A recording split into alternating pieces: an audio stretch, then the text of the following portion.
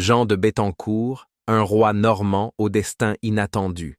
Originaire de Grainville-la-Teinturière, à 2 pas de Rouen, Jean de Bettencourt est un personnage aussi méconnu qu'exceptionnel.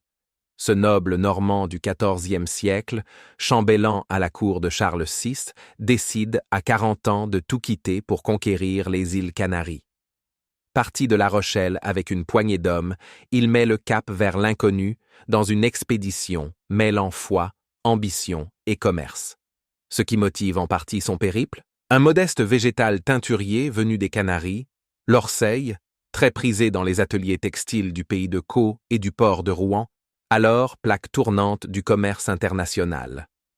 En s'assurant le monopole de ce colorant, Bettencourt entend bien enrichir sa Normandie natale.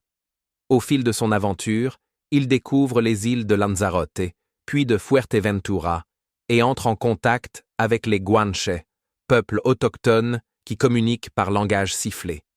Il construit un fort, fait ériger des chapelles et se fait nommer roi des Canaries par le roi de Castille, devenant ainsi l'un des rares Normands à avoir régné hors d'Europe.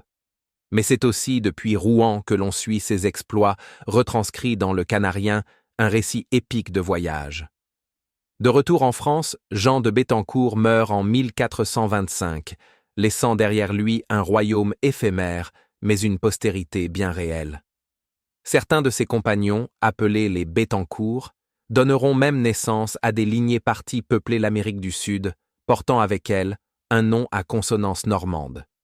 Ce récit relie l'exotisme des Canaries au savoir-faire industriel de la vallée de la Seine, où Rouen, entre port, teinturerie et ambition maritime, se révèle à la fois acteur discret et épicentre méconnu des grandes aventures médiévales.